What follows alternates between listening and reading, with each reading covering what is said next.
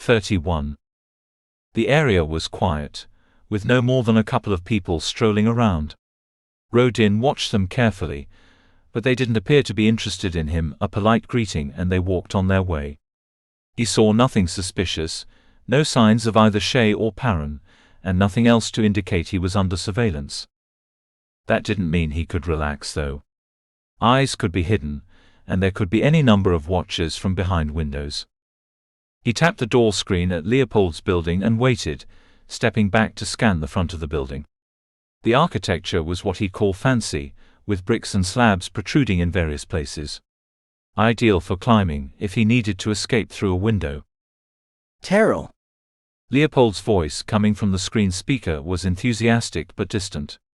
Rodin wasn't sure if that was from the tech or a sign of the counselor's poor health. He leaned in.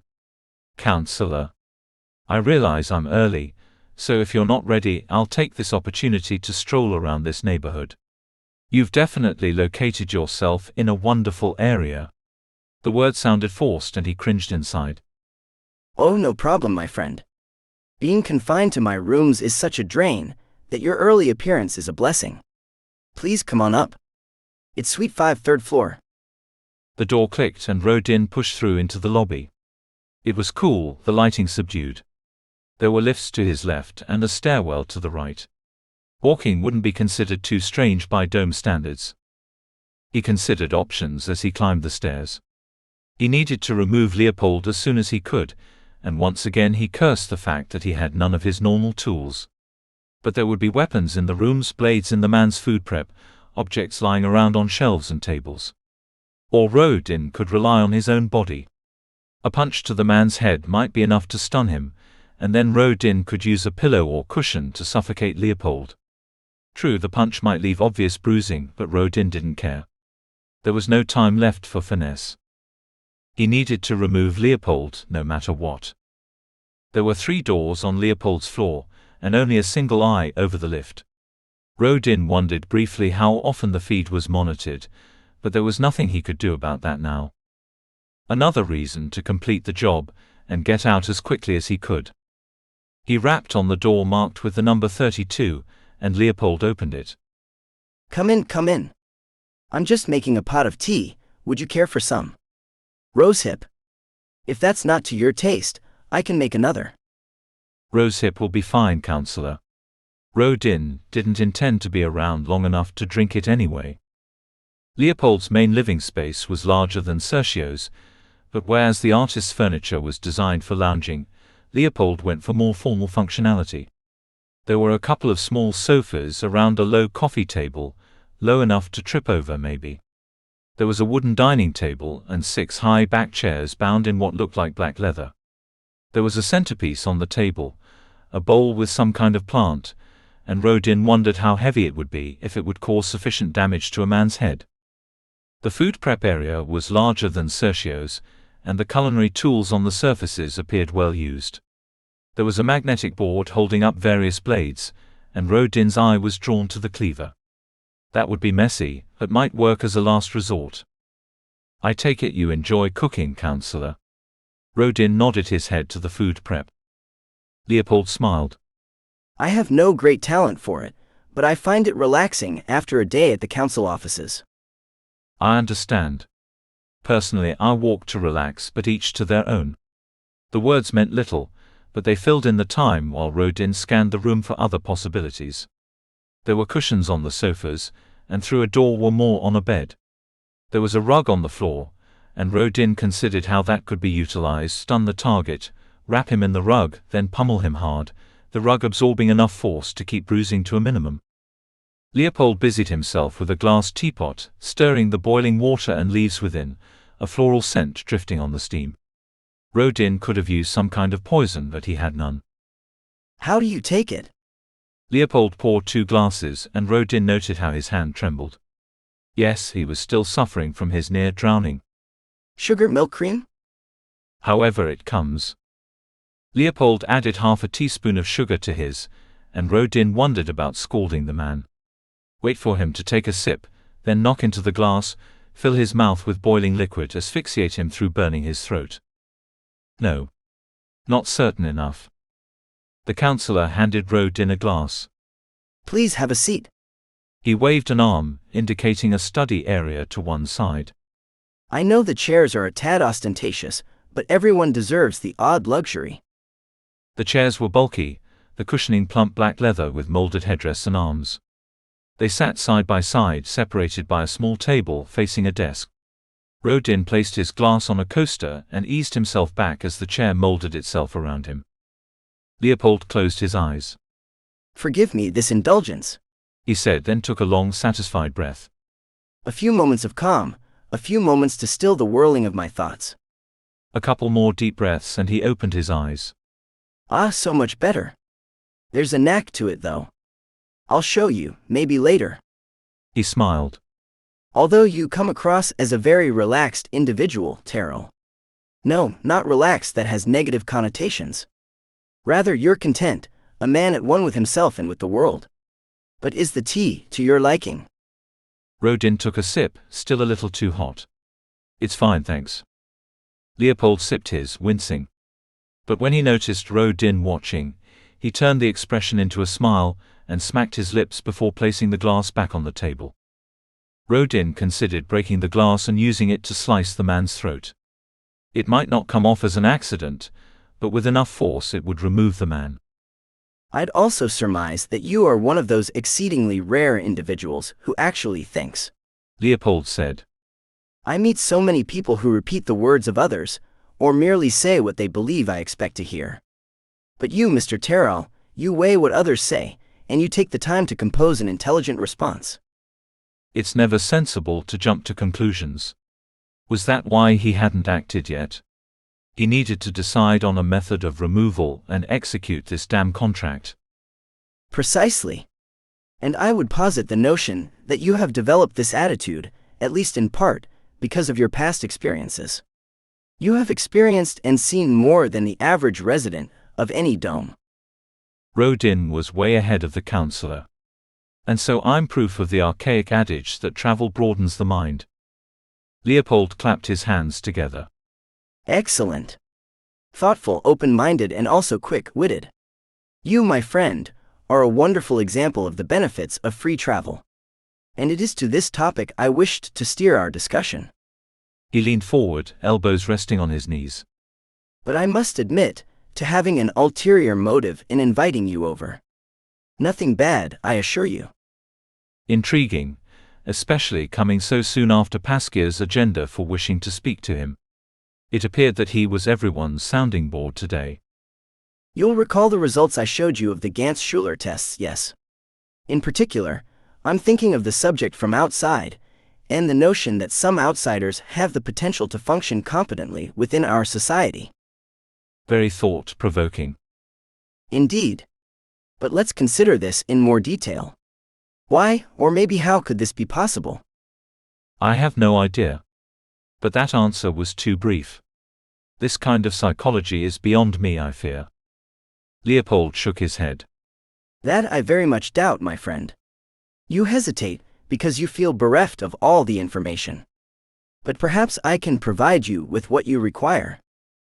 He smiled, and Rodin mirrored this. Maybe he'd hear the man out before he did what he'd come for. Leopold took another sip of his drink and coughed. Please excuse me. He produced a white cloth from his pocket and dabbed at his face and then continued. We know, of course, that when Horace Devon set up the First Dominion, the forerunner to our illustrious dome, the people divided into two, those who were willing to abide by the rules he laid out, and those who would rather trust in anarchy. And over time these two populations diverged in their social bearing. Inside the dome were law-abiding citizens, working together as an integrated society, providing constant support and encouragement for one another, while those outside looked only to their own interests, their world becoming a nightmare of constant conflict. That is a fair summary. Very succinct. Not the whole story, of course, but Rodin could hardly bring that up. Now, when Horace Devon set up his dominion, there was movement. Those who wished to try his brave new society were welcomed, and those who desired to leave were allowed to depart. And as the dome was created, this continued, albeit with stricter controls. Even 100 years ago, anyone from outside was allowed to enter a kind of training facility, where they would be judged on their suitability while learning of the niceties of society. And if they were deemed sufficiently civilized, they were granted access. Of course, that doesn't happen now, although people do occasionally leave the dome. It's not something that is widely talked about, but there are between 5 and 10 cases each year. Often it is those who enter correction. As part of the procedures, I believe some are given this as an option, but occasionally an individual gets it into their head that outside is somehow preferable. He shrugged, as if there was no understanding of this. But there is one important question here. Why have the numbers of those wishing to enter dropped to 0? Rodin shook his head. I believe I require more information before I attempt to answer. Then I shall provide what I can. He took another sip of his drink. Again, we look to history. Initially, there was little difference between those within Horace Devon's dominion and those who remained outside. But over time, each population developed along different lines. Under the glass, we have our structure and our etiquette, the very things that make us feel safe and secure.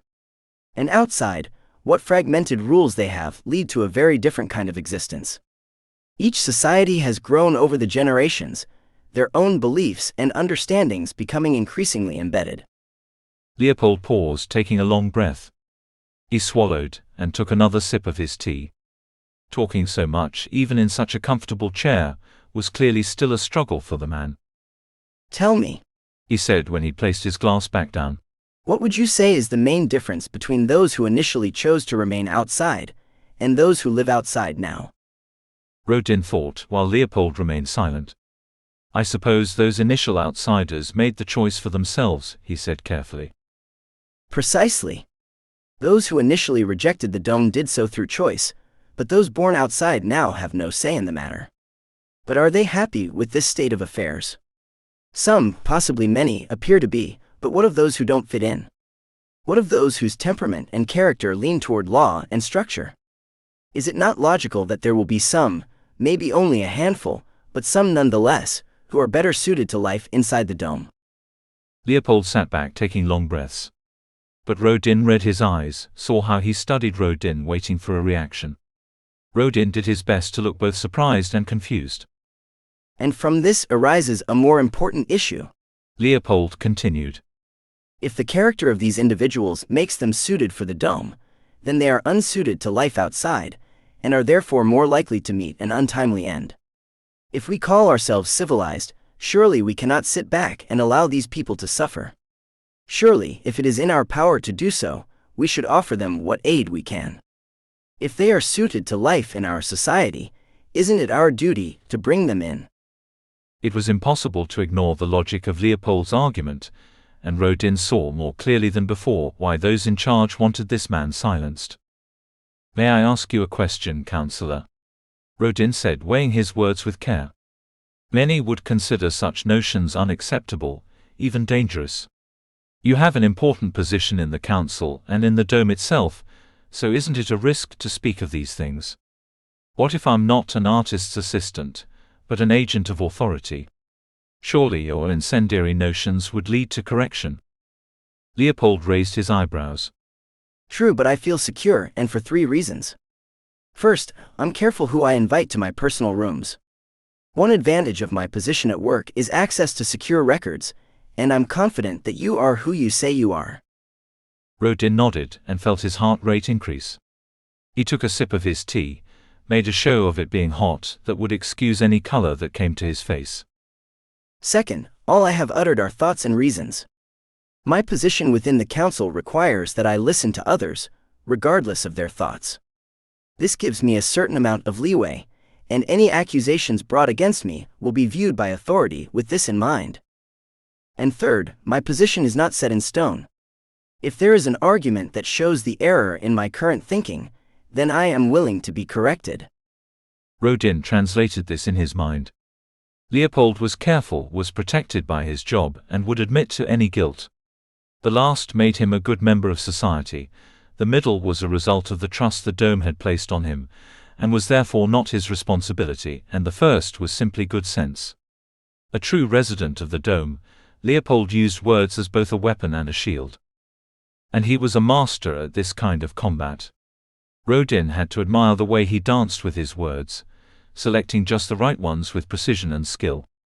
But I have a specific reason for inviting you to join me today, Leopold said, cutting through Rodin's thoughts. What I ask is not something I would ask of just anyone, but I believe you have the strength of character to face this challenge.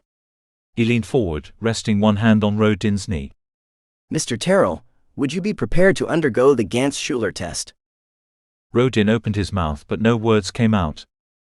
I believe your results would be incredibly enlightening, one who shows such strength of character, but who has undergone so many hardships. One who is intelligent and kind, who is not afraid to ponder dark thoughts, who is willing to learn new things. You, my dear Terrell, are an ideal candidate for this testing. The hand on Rodin's knee squeezed. I don't know what to say. Of course, this is a huge request, and you must have time to think the matter over. The process can take many hours, and I quite understand if you decline. Rodin thought the sudden buzzing was in his head, but Leopold's brow furrowed in a frown, and he reached into his jacket, pulling out a screen. He tutted in irritation as he swiped. Please excuse me, he said, pushing himself to his feet. I apologize for the untimely interruption. But think about what I've said. For my part, I don't believe you have anything to fear from the test. He disappeared round the corner, toward the door. Rodin heard Leopold's voice, quiet and muffled, and assumed he was speaking into his screen. There was no way Rodin could undergo the test, was there?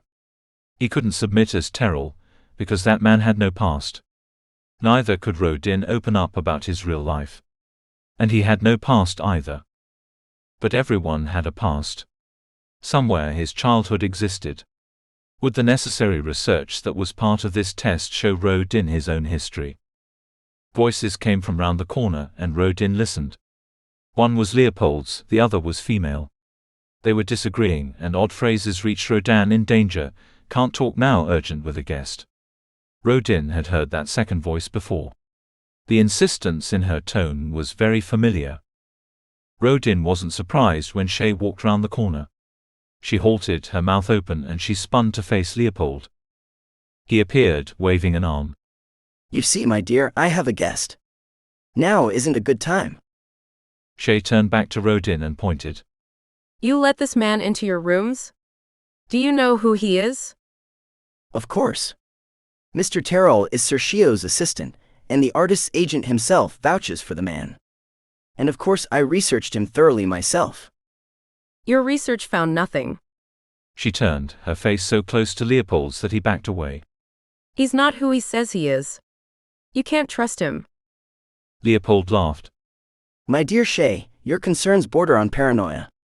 And I'm not so poorly that I can't make my own judgment calls. Mr. Terrell might not be the most accomplished sailor, but our conversations have been some of the most stimulating I've had for many a month. Please, you need to step back. I appreciate your help since our little mishap at the lake, but you're starting to stifle me. Before Shay could respond, Rodin rose. When she looked at him, her eyes hardened, but there was fear there too. He could remove her. The thought came suddenly. He could end her life, then complete his contract on Leopold. But that would add further complications. You've given me much to think about, Counselor, he said, so perhaps now would be an ideal time for me to leave. He turned to the woman. A pleasure to see you again, Miss Shay. She didn't return his smile, but she stepped closer. She wore a floral scent too sweet for her character, and she'd smudged the color under her right eye. Oh, please, won't you stay? Leopold said. The man's face was pale and his brow was damp. He reached out, a hand brushing the wall. He took a step, stumbled. Rodin moved instinctively, grabbing the counselor as he fell. But Shay was there too, reaching an arm round his shoulders and pushing Rodin away. Leave him, she said, and Rodin saw Leopold flinch. She softened her voice. He needs rest. Leave. Rodin stepped back, and Shay supported Leopold over to a sofa, helping him collapse onto the cushions. Can I help? Shay turned to him, staring daggers. She spoke through gritted teeth. Just go. There's no need, Leopold said, but Rodin was already walking to the door and he didn't catch the rest of the man's quiet words. He didn't want to hear them. He'd made another mistake, he hadn't acted in time. Rodin heard movement, turned to see Shay stand. One thing, She said, striding toward him. Rodin stopped and she came close. don't think I won't tell him. She said, her voice a raspy whisper. Tell him whatever you want. He fixed her with his eyes, knew she saw him as a threat. She raised a finger, held it like it was a weapon. We will thwart your plan. He leaned in close, her finger almost touching his chin. I'm good at my job. I've never failed a contract yet. He smiled, saw her tremble, saw the sweat glisten on her brow. And I don't intend to start now. He turned and left, letting the threat hang in the air.